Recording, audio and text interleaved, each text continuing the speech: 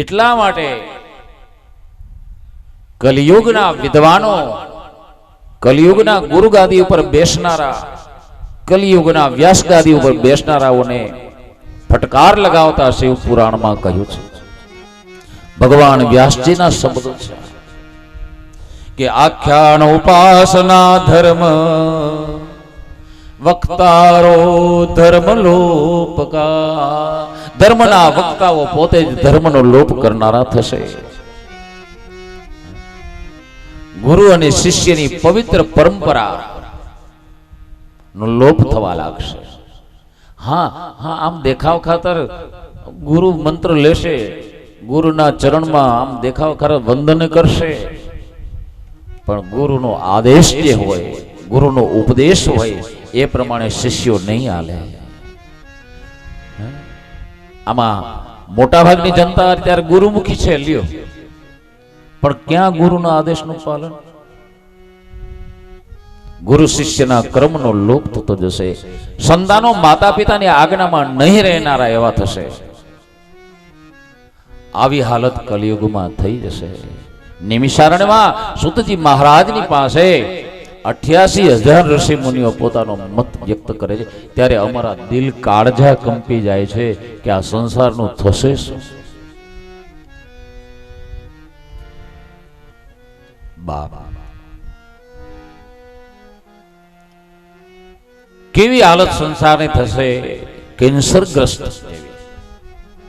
બાપ, મને તમને ક્યારેક બુખાર તાવ આવી જાય ને, સાદો તાવ આવે તો તમે મેડિકલ વાળાની દુકાને જઈ અને એની પાસેથી એક પેરાસિટામોલ કે મેટાસિન નો ડોઝ લઈ આવો. એક 20 પૈસાની ગોળી આવે, માત્ર 20 પૈસાની. એક ગોળી ગળી જાઓ તો તમારો તાવ આયલો જાય. મેલેરિયા થઈ ગયું હોય તો 20 પૈસાનો ગળો લઈ આવો, લીમડાનો ગળો, અને 2 દાણા કારા મરીના એમાં નાખી અને પાણીમાં નાખીને ઉકાળો, અને ઉકાળો પીઓ 3 દિવસ, મેલેરિયા ભાગી જાય. મેલેરિયા તો ચિકુનગુનિયા પણ ભાગી જાય. આપણે ચિકન ગુલિયા કઈ, પણ ખરેખર નામ ચિકુનગુનિયા છે. એ તાવ પણ ભાગી જાય. ત્યારબાદ ટાઇફોઇડ હોય કે કમળો થઈ ગયો હોય, ડાયાબિટીસ થઈ ગયું હોય,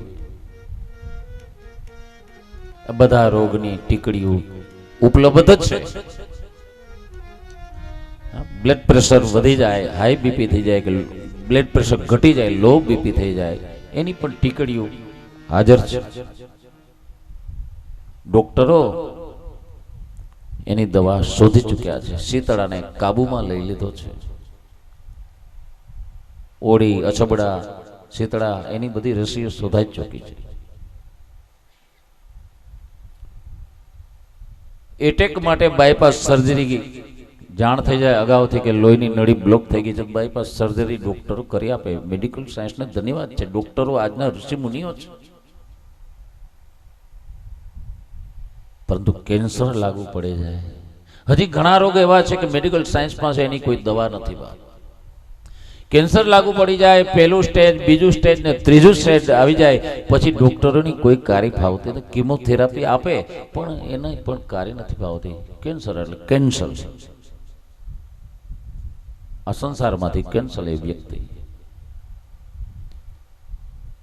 બાપ, કેન્સરને મટાડવો તો એવો કોઈ હાઈ ડોઝ જોઈએ, એવું કોઈ રસાયણ જોઈએ તો કદાચ મટે. ઋષિ મુનિઓ ચિંતા કરે છે કે આખા સમાજના બધા જ વર્ણો આવા ભ્રષ્ટ થઈ જશે. એને સંસારનો રોગ કહેવાય. આ મહારોગ મને તમને દરેકને લાગુ પડેલો છે. ઋષિ મુનિઓ ચિંતા કરે છે કલિયુગની આપણે કે આવી હાલત થશે કેન્સર જેવી. ત્યારે એમાં સામાન્ય ઉપાય કામ નહીં આવે. સામાન્ય કથા કે સામાન્ય વાર્તા કે સામાન્ય યજ્ઞ પ્રયોગ, કોઈ મખ કર્મ કઈ કામ નહીં આવે. હે મહારાજ, હે ગુરુદેવ, આપ એવો કોઈ ઉપાય બતાવો કે ઈ રસાયણનું પાન કરી અને કલિયુગમાં જન્મેલો કોઈ જીવ હોય અને એને ખરેખર ઈચ્છા થાય કે મારે મારા મહાદેવને મળવું છે, તો એવું કોઈ રસપાન તમે મને બતાવો, અમને બતાવો કે જે રસનું પાન કરી અને કલિયુગમાં જન્મેલો જીવ એ પરમાત્મા શિવને મળી શકે. આવી હાલત સંસારમાં થઈ જાય, બધા જ બગડી જાય, પછી શરણે જાવું કેને? કયો માર્ગ લેવો? કેના શરણમાં જાવું અને કયો પ્રયોગ કરવો, કયા માર્ગે હાલવું, કયો મંત્ર જપવો, કયું ધ્યાન કરવું કે જે કરી જેને રસાયણ પ્રયોગ કરેલો છે શિવ પુરાણની અંદર. આ રસ સાગર છે બાપ મારો મહાદેવનો આ ગ્રંથ છે. એવા રસસાગરનું પાન કરી અને કલિયુગમાં કોઈ પણ જ્ઞાતિમાં જન્મેલો જીવ ભલે હોય, કોઈ પણ અવસ્થાનો ભલે હોય, વાસ્તવમાં જો એને પરમાત્માને મળવાની ઈચ્છા થાય તો એવો જીવ શું કરે કે જેથી કરીને પરમાત્માને મળી શકે? ભલે ને ગમે એવો હળાહળ કલિયુગ હોય. ગુરુજી પાસે આ ચિંતા રજૂ કરી છે. નિમિષારણ્યવાસી ઋષિ મુનિઓએ ત્યારે ગુરુજી બોલ્યા છે, શ્રી સુત યુવાચ સાધુ પુષ્ટ સાધવો વસ્ત્રે લોક્ય હિતકારકમ ગુરુ સ્મૃતા ભવ સ્નેહા અક્ષેતા શ્રોતાદરા.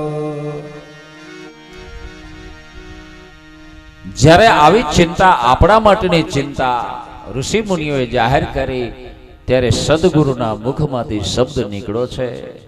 પૂછનાર બ્રાહ્મણો છે પણ ગુરુજીના મુખમાંથી શબ્દ નીકળ્યો છે, સાધુ પૃષ્ઠ સાધવો વસ્ત્રે લોક્ય હિતકારકમ. સાધુ શબ્દ નીકળ્યો છે. જે પરમાર્થનું ચિંતન કરતા હોય, બીજાની ચિંતા કરતા હોય, બીજાના હિત માટે જે ભજન કરતા હોય એનું નામ સાધુ છે. ભલે ને ગમે એ જ્ઞાતિનો હોય, ગમે તે જ્ઞાતિનો ભલે હોય, ગમે તે શરીરનો ભલે હોય, પછી સ્ત્રી શરીર હોય કે પુરુષ શરીર હોય, નાનો હોય કે મોટો હોય, કોઈ પણ જ્ઞાતિનો ભલે હોય, એ સાધુ છે કે જે બીજાની ચિંતા કરે છે, બીજાના હિત માટે જીવે છે, બીજાના હિત માટે ભજન કરે છે.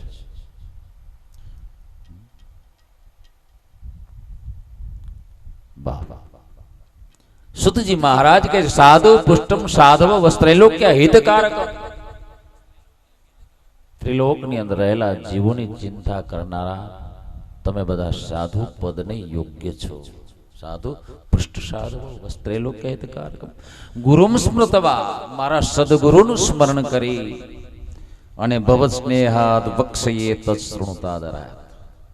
તમે જે મને પૂછ્યું છે લોકોના હિત માટે, કે જેને કલિયુગમાં પણ, હળાહળ કલિયુગમાં પણ ભગવાનને મળવું હોય તો એને શું કરવું, એના માટેનો મોટામાં મોટો ડોઝ કયો, મોટામાં મોટો ઉપાય કયો, મોટામાં મોટો માર્ગ કયો, ચોખ્ખો કાંટા અને કાંકરાથી રહિત એવો માર્ગ કયો, એ આપ અમને બતાવો.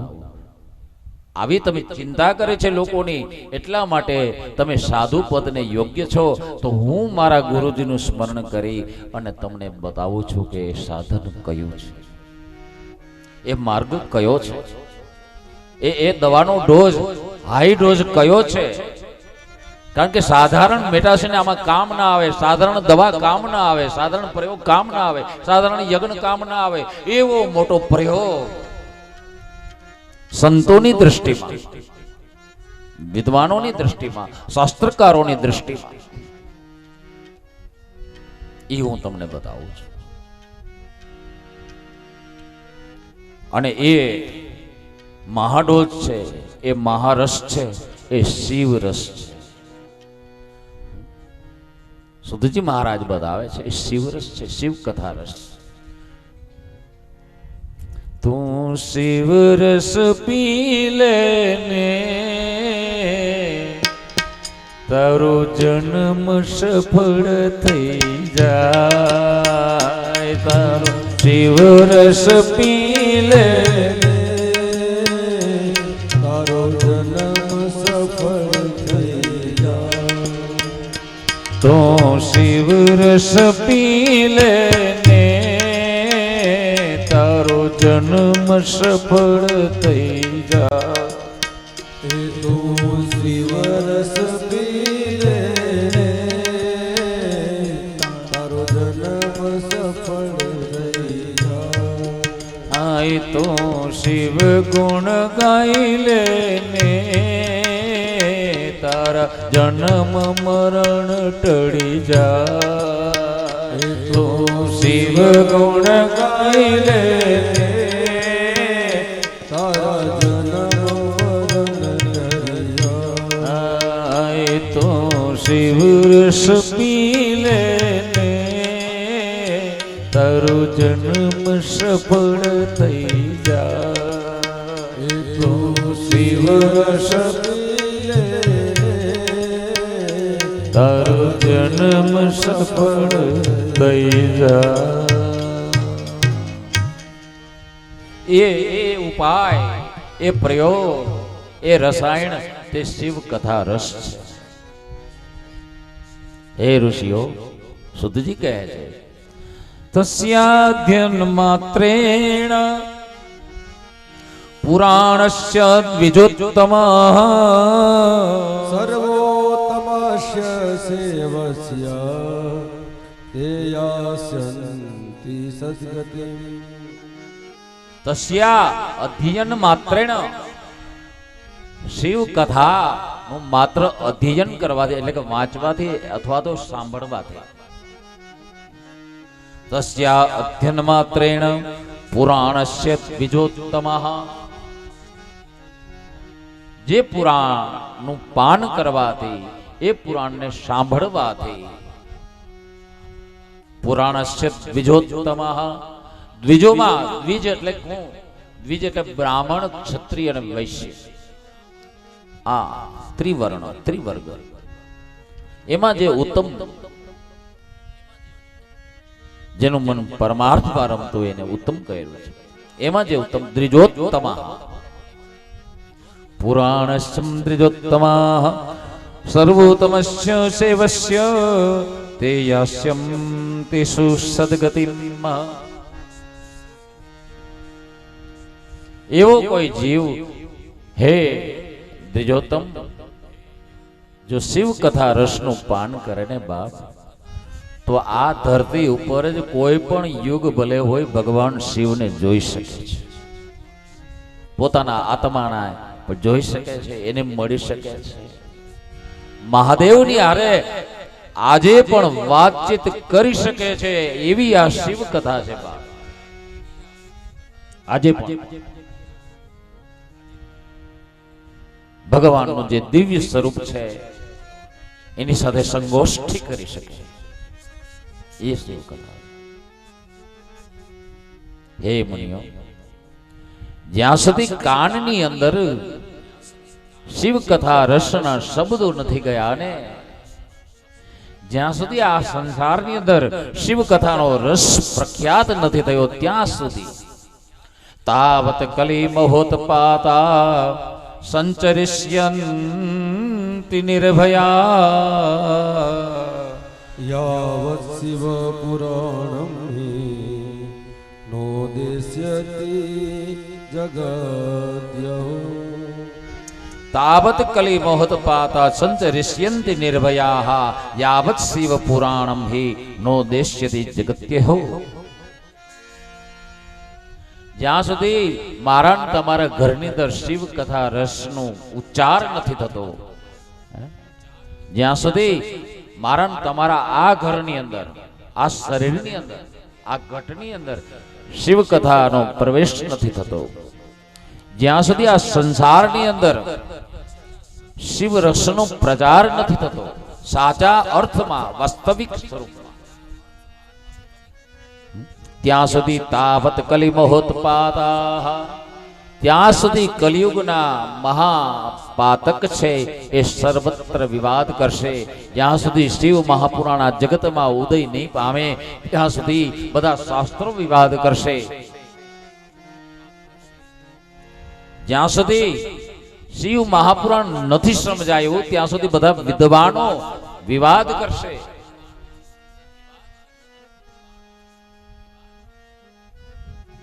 જ્યાં સુધી શિવ મહાપુરાણ નથી સમજાયું, નથી સંભળાયું, નથી ગવાયું ત્યાં સુધી બધા મંત્રો, તંત્રો, યંત્રો, યજ્ઞો પરસ્પર વિવાદ કરશે.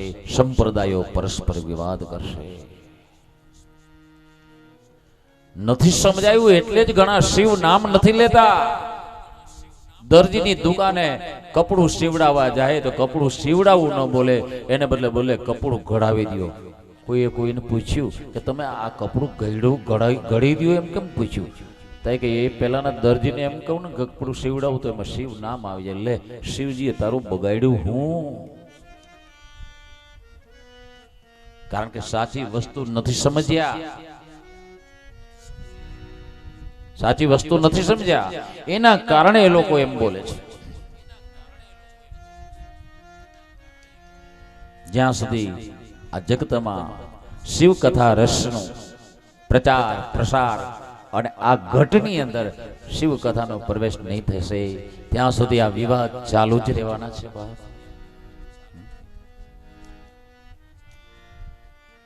ગુરુજી બતાવે છે કે શિવ મહાપુરાણ કેવું છે. તદિદમ સેવમાખ્યાતમ પુરાણમ વેદ સંમિતમ નિર્મિતમ તત્શિવેનેવ પ્રથમમ બ્રહ્મ સંમિતમ. શું કહ્યું? ગુરુજી બતાવે સુતજી મહારાજ કે તદિદમ સેવમાખ્યાતમ પુરાણમ વેદ સંમિતમ. આ શિવ મહાપુરાણ છે એ વેદો તુલ્ય છે.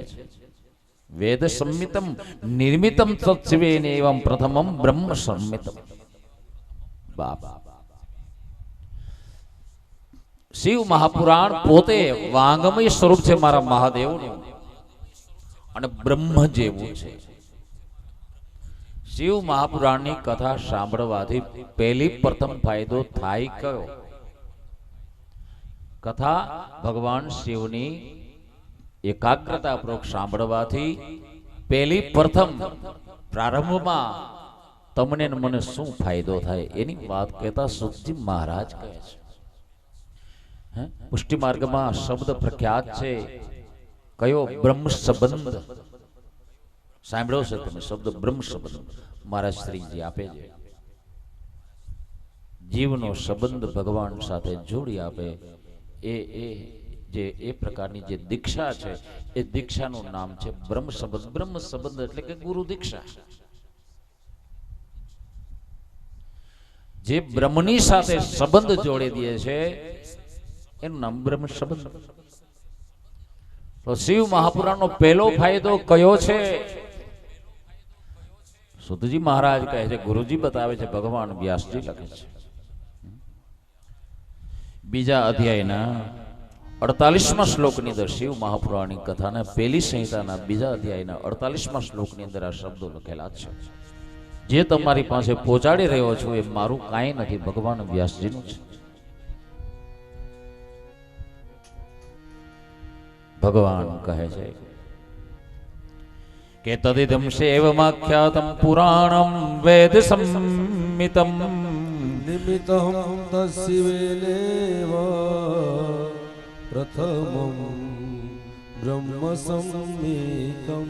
શિવ કથા રસ બ્રહ્મ સમાન, સાક્ષાત બ્રહ્મ સમાન હોવાથી સાંભળનારનો સંબંધ છે, શ્રોતાજનનો સંબંધ બ્રહ્મની સાથે જોડી આપે છે.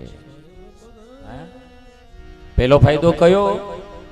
મારો ને તમારો સંબંધ બ્રહ્મ પરમાત્માની સાથે જોડી આપનાર છે શિવ પુરાણ. બ્રહ્મ સંબંધ મળી જાય છે.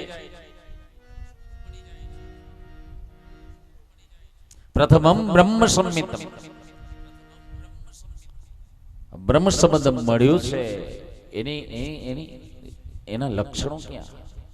કમળો થયો હોય ને તો એ ડોક્ટરો એનું યુરિન ચેક કરે, યુરિનનો કલર પીળો થઈ ગયો, આંખોમાં પીળાશ આવી જાય, એને કમળાના લક્ષણો કહેવાય કે આને કમળો થયો. પણ બ્રહ્મ સંબંધ મળ્યો હોય તો બ્રહ્મ સંબંધના લક્ષણો ક્યાં? શિવ મહાપુરાણ બતાવે છે. કંઈક લક્ષણ તો મળવા, સાક્ષી પુરાવા હોવા જોઈએ, બાપ સાબિતી હોવી જોઈએ કે મને તમને જો બ્રહ્મ સંબંધ મળ્યો છે તો બ્રહ્મ સંબંધના લક્ષણો ક્યાં? લક્ષણો તો બતાવતા કહ્યું છે, જેણે બાંધ્યો છે, જેને બ્રહ્મ સંબંધ, જેને પોતાનો સંબંધ મારા મહાદેવની સાથે જોડ્યો છે, પ્રભુ શિવની સાથે જોડ્યો છે, હા એના લક્ષણ. જેણે બાંધ્યો છે બ્રહ્મથી સંબંધ રે, સંબંધ રે, તેને આઠેય પૂર આનંદ છે. ઓ જેણે બાંધ્યો છે બ્રહ્મથી સંબંધ રે, સંબંધ રે, તેને આઠેય પૂર આનંદ છે. હો જેણે બાંધ્યો છે, જેણે બાંધ્યો છે શિવથી સંબંધ રે, સંબંધ રે, તેના ઘરમાં સદાય આનંદ છે. હો જેણે બાંધ્યો છે શિવથી સંબંધ રે, સંબંધ રે, તેના ઘરમાં કે દોર જીવનનો સોપો શિવ હાથમાં, દોર જીવનનો સોપો શિવ હાથમાં, કે શિવજી કરશે પૂરી બધી કામના, શિવજી કરશે બધી પૂરી કામના. હો જુઓ કણ કણમાં, જુઓ કણ કણમાં ફેલી સુગંધ છે, સુગંધ છે, તેને આઠેય પૂર આનંદ છે. હો જુઓ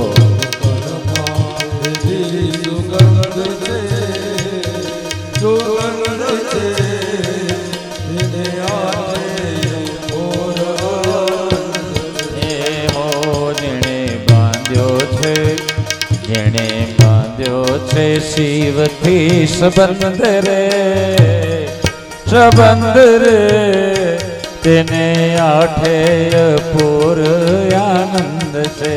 ઓ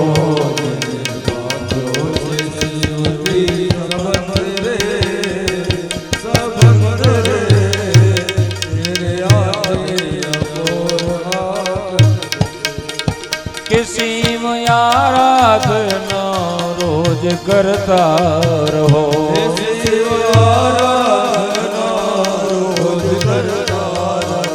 કે ભોળા શંભોની માળાને જપતા રહો,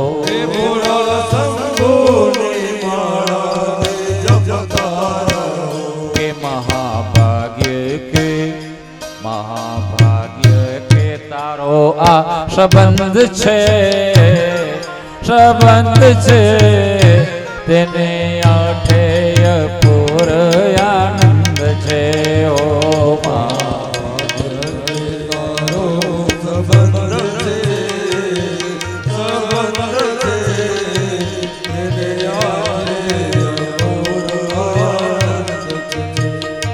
મહાભાગ્ય કે તારો આ સંબંધ છે, સંબંધ છે, તેને આઠેય પૂર આનંદ છે.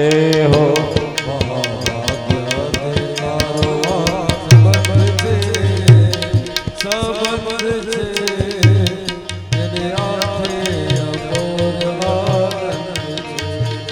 કે શિવ પાર્વતીની જે પૂજા કરે, શિવ પાર્વતીની જે પૂજા કરે, કે તેના ઘરમાં કુબેરજી ભંડારો ભરે, તેના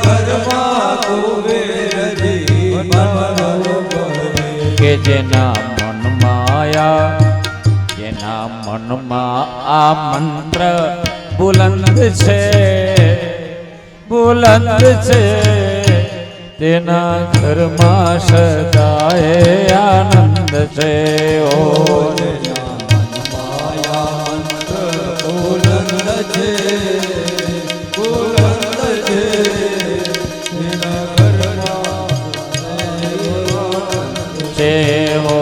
જેણે બાંધ્યો છે બ્રહ્મથી સંબંધ રે, સંબંધ રે, તેને અઠેય પૂર આનંદ છે.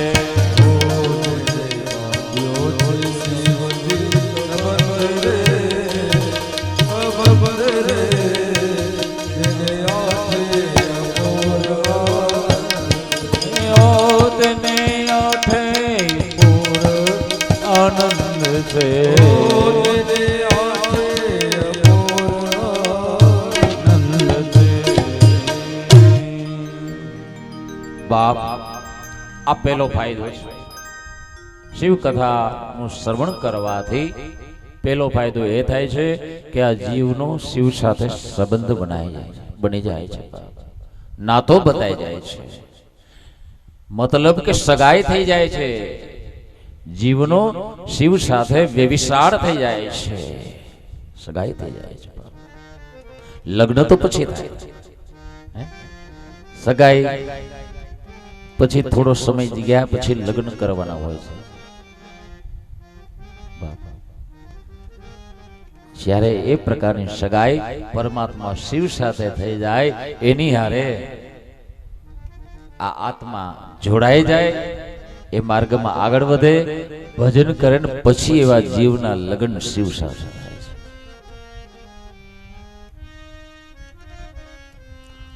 અને સંબંધ બંધાતા જીવને છે ને અનાયાસે આનંદની પ્રાપ્તિ થવા લાગે છે. આ લક્ષણ મોજ જેને કહેવાય. જલસા છે, જલસા છે, આવા શબ્દ મુખ નીકળવા લાગે. આનંદ છે. સંસારના રાગ દ્વેષ રૂપી દ્વંદ્વો શિવ ભક્તો ઉપર અસર ઉપજાવી શકતા નથી. સુખ દુઃખ તો સંસારની અંદર આવ્યા જ કરે, તો એ સુખ દુઃખ ને સહન કરવાની શક્તિ મારો મહાદેવ આપે છે. જેને કારણે જીવને બસ મોજ છે, આનંદ છે, ગમે તેવી પરિસ્થિતિ હોય. બાપ, મારા મહાદેવનું ભજન તમે કરી જુઓ. શા માટે? જો તમે કામ ધંધો કરતા હો, કામતા હો, ઘરમાં રૂપિયો ટકતો ન હોય તો રસ્તો બતાવો. અને આમ આગ્રહપૂર્વક તમને કહું, જીભાણપૂર્વક કહું, વટપૂર્વક કહું, મારા પ્રભુ શિવનું ભજન કરીશું. અરે 6 મહિના તો કરો,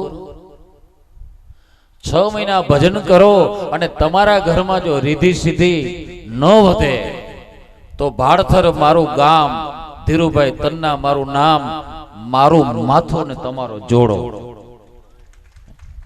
મારા મહાદેવને ભજી જુઓ, તમારા ઘરમાં રીધિ સિદ્ધિ વધવા લાગે છે, વધવા લાગે છે. પ્રભુ શિવને ભજી તો જુઓ, કારણ કે કુબેરજી નામના દેવોના ખજાનચી છે ને, એ મારા મહાદેવના ચાકર છે, દાસ છે. ભગવાન શિવનો ભક્ત જ્યાં હોય ને, જે ઘરની અંદર ભગવાન શિવનું ભજન થાય ને, ત્યાં કુબેરજી એના ભંડાર ભરવા આવવા લાગે છે.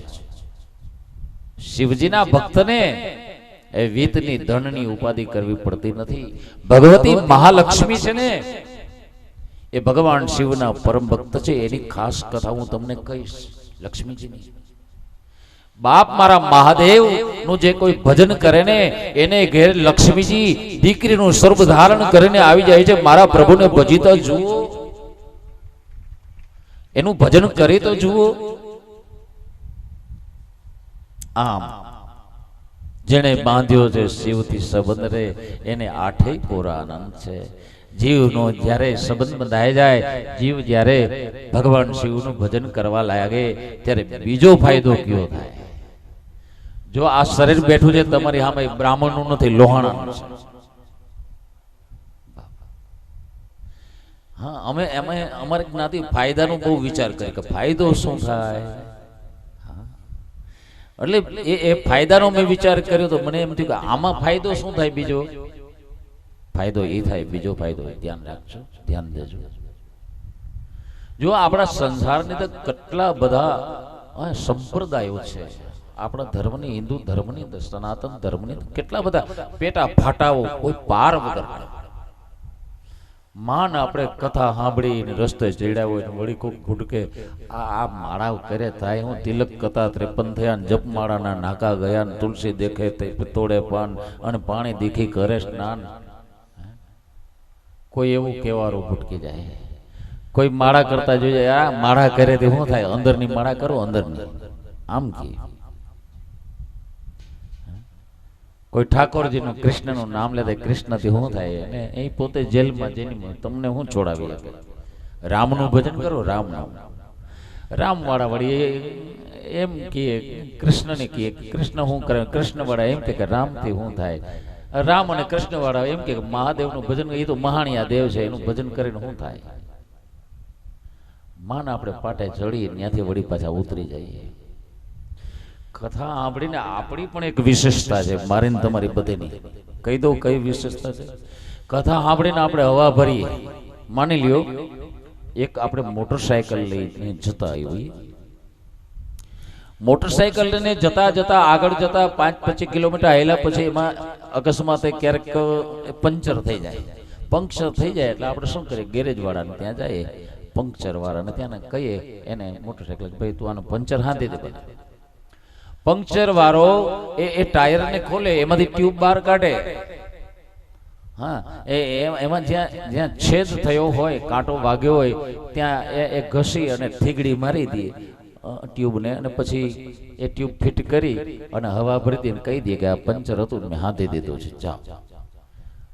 પણ થોડેક આગળ આવેલા અને ઈ પંક્ચર હાંધનારો જે છે, થીગડી મારનારો છે, એ ટાયરની માલિકો હાથ ન ફેરવે અને એમાં ચૂમેલો કાંટો છે, કાંટો ન કાઢે ત્યાં સુધી અને કાંટો કાઢ્યા વગર પંચર કરી અને થીગડી મારી અને હવા ભરી દે તો આગળ જતા વળી પેલો કાંટો છે ને, જે કાઢ્યો નથી ને, એ કાંટો વાગે અને ફરી પાછું છેદ કરે અને ફરી પાછી જે હવા ભરી હોય પેલા પંચર વાળે એક પ્રેશરથી એ બધી કેવી થઈ જાય? લ્યો હવા ગઈ, બધી પંચર થઈ ગયું. એમ આપણે ક્યાંક ભાગવત સાંભળીએ, રામાયણ સાંભળીએ, શિવ કથા સાંભળીએ ને હવા ભરે એટલે ભજન નહીં. બસ હવે તો આ જુડો છે બહુ દઈ દેવો છે, તિજોરીની ચાવી, આ દુકાનનું કાઉન્ટર છે એ છોકરાને આપી દેવું, એ સંભાળે. આમ મનમાં નક્કી કરે અને 4-6 મહિના કંઈક ચાલુ કરે. ઘરમાં કંઈક મંદિર ઉલી આવે બહારથી, એમાં શિવલિંગ બેહાડે અને પૂજા એ ચાલુ કરી દે.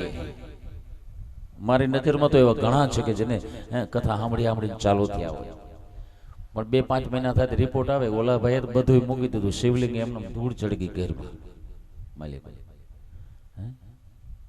બાપ 4-5 મહિના થાય અને એ શિવ કથાની અંદર પંચર કર્યું હોય, પછી માલિકો હવા ભરી હોય અને જ્યાં સુધી એલો પેલો કાંટો અહંકારનો ન કાઢીને આપણે ત્યાં સુધી એ કથાની હવા ભરી 4-5-6 મહિના 12 મહિના થાય ને તો એ બધી જવા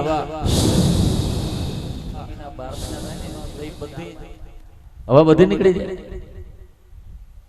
બાપ અહંકારનો કાંટો કાઢવાનો છે, હું કાંઈક છું, આવું કંઈ રાખવું નહીં અને ભજનના માર્ગે આગળ વધવું. સમાજની અંદર ઘણા બધા સંપ્રદાયો છે, એ પોતપોતાના માર્ગને શ્રેષ્ઠ ગણાવે.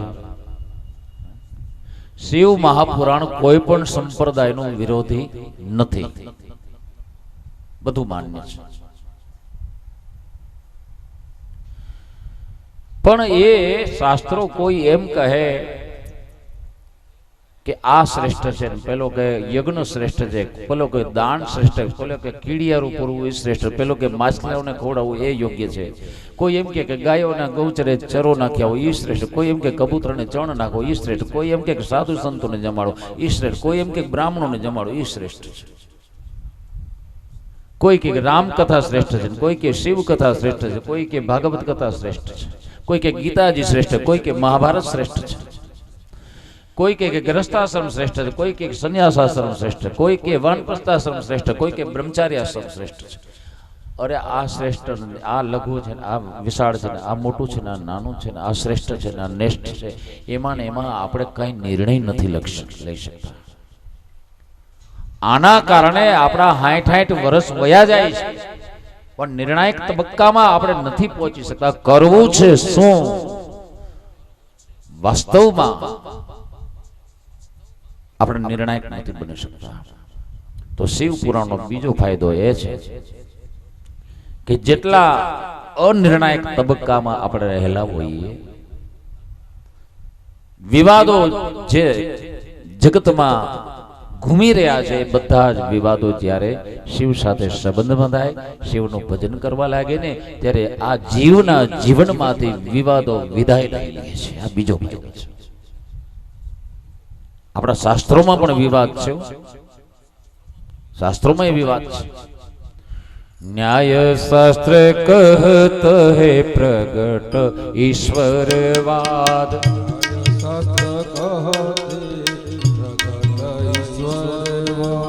मीमांसा ही शास्त्र माही कर्मवाद कहियो है,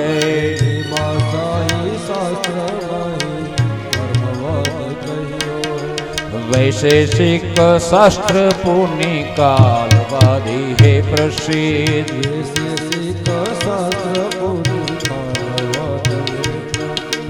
पातंजलि शास्त्र माही योगवाद गह्यो है,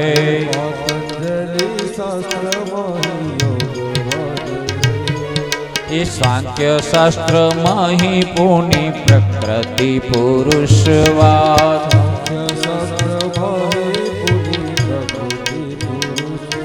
ये वेदांत जो शास्त्र तेन ब्रह्मवाद गह्यो है,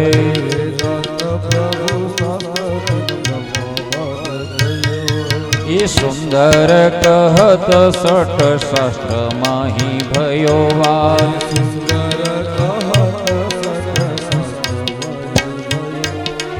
जाके अनुभव ज्ञानवाद में न वह्यो है,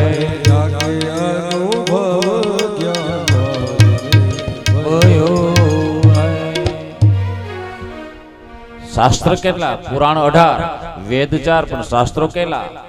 શાસ્ત્રોની સંખ્યા છે 6. 6 શાસ્ત્રો જેને કહેવાય.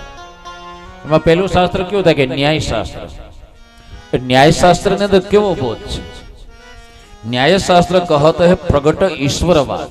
એ પ્રગટ ઈશ્વરને માનનારું છે, નિરાકારને નહીં, અવતારોને માનનારું છે. તો મીમાંસા નામનું શાસ્ત્ર છે, એની અંદર કર્મ પ્રધાન છે, કર્મને માનનાર છે કે કર્મ પ્રમાણે જીવની ગતિ થાય, કર્મ પ્રમાણે સંસાર થાય, કર્મ પ્રમાણે મધ્ય થાય, કર્મ પ્રમાણે અંત થાય, ને હાયે પાડવું પડે. તો પેલું જે ન્યાયશાસ્ત્ર ઈશ્વરનું કે એમાં આ પાડવું પડે. ત્રીજું વૈશેષિક શાસ્ત્ર નામ છે, એ કાલવાદી છે. સમય બલવાન હે નહીં, મનુષ્ય બલવાન નથી. આપણે આપડતા કાલને શ્રેષ્ઠ, સમયને શ્રેષ્ઠ કીધો, એમાં આ પાડવી પડે. સાચી વાત છે. પાતંજલિ શાસ્ત્રમાં યોગવાદ લયો. પાતંજલિ નામનું શાસ્ત્ર છે, ચોથા પ્રકારનું. એની અંદર યોગવાદ છે કે યોગથી વિશેષ કોઈ છે. યોગ કર્મ છે કૌશલમ. થોડો પણ અભ્યાસ યોગનો કર્યો હોય તો એ જીવ નરકમાં નથી જતો. આ યોગ શાસ્ત્ર એટલું બધું લખાણ છે, એટલે એમ થાય કે યોગ જ શ્રેષ્ઠ છે. તેના પછી આવે સાંખ્ય શાસ્ત્ર 5. એમાં પ્રકૃતિ અને પુરુષ નો વાદ છે, વિવાદ છે. એના થોડા શબ્દો 2 દિવસ પછી આપણે પ્રયોગમાં લેશું. સાંખ્ય શાસ્ત્રની અંદર તો વેદાંત શાસ્ત્ર કહેવાય છઠ્ઠું. એ વેદાંત શાસ્ત્ર બ્રહ્મ સત્ય જગત મિથ્યા અયમાત્મા બ્રહ્મ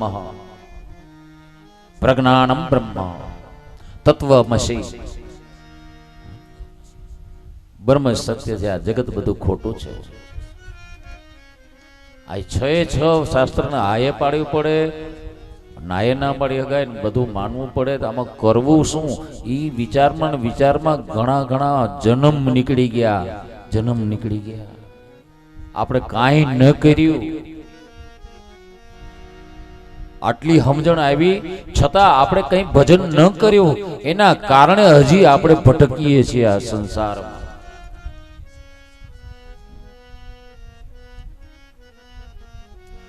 તો શિવ મહાપુરાણનો બીજો ફાયદો એ છે કે આ શાસ્ત્રોના વિવાદ જે સાચા હોવા છતાં બધા જ વિવાદ છે ને મારા મહાદેવની કૃપાથી શિવ ભક્તના જીવનમાં શાંત થઈ જાય છે.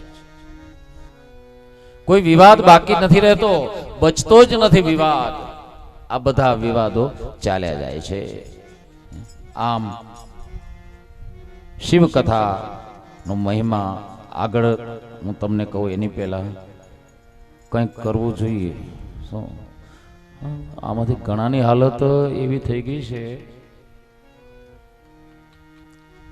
પોલીસ વાળા પકડી અને લોકઅપમાં પૂરી દે, રિમાન્ડ લે, બીજે દી છોડે. ત્યારે એ છોડનાર રિમાન્ડમાં ગયેલો લોકઅપમાં પુરાયેલો બહાર આવે ને તો એની હાલત કેવી હોય? એવી હાલત લ્યો આમાં ઘણાની થઈ ગઈ છે.